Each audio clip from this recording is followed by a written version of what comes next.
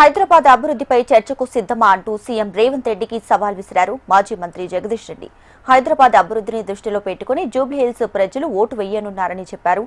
ఏకగ్రీవంగా ప్రజలంతా కేసీఆరే కావాలి, మళ్లీ కేసీఆరే రావాలని ఎదురు చూస్తున్నారని జగదీష్ రెడ్డి అన్నారు.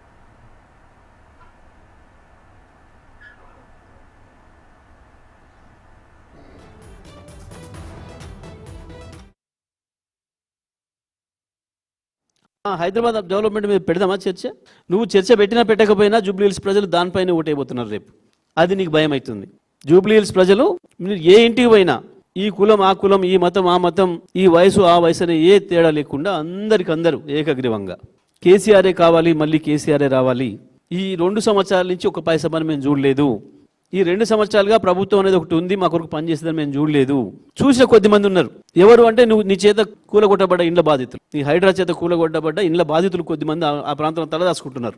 ఆ పక్కన సున్నం చెరువు నుంచి కావచ్చు, ఇంకొక నుంచి వచ్చిన వాళ్ళు, పేదలు ఉండే ప్రాంతం అదే కాబట్టి గావాలు కనబడుతున్నారు. ఈ ప్రభుత్వం ఏమైనా పని చేసింది అంటే ఆ చేసింది అని చెప్పేటోళ్ళు గాలు కనబడుతున్నారు. ఇంకొకటి పోలీస్ బాధితులు కనబడుతున్నారు.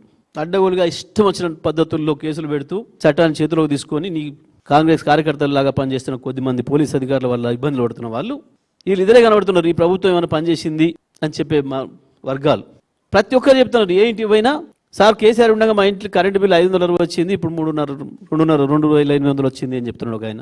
సార్ కేసీఆర్ ఉండగా మనుషులకు బిల్లు లేకుండే మాకు ఇప్పుడు మనుషుల బిల్లులు 12,000, 15,000, 20,000 పంపుతున్నారు అని చెప్తున్నారు. ఇవి గై ఉపయోగపడే పనులాగా కనబడుతున్నాయి. ఇంకా దరిద్రంగా తను చేసింది చెప్పుకోవడానికి లేక కేటీఆర్ ఏదైతే ఛాలెంజ్ చేస్తుండో అభివృద్ధి మీద పదం మాట్లాడదామని మా చంద్రబాబు నాయుడు చేసిండు, మా రాజశేఖర రెడ్డి చేసిండు. సిగ్గనిపించదా? నువ్వు పెత్తనం తీసుకొని నేను మునగానే వచ్చినాక నాయన చేసింది తాత చేసింది చెప్పుకొని తిరుగుతావా?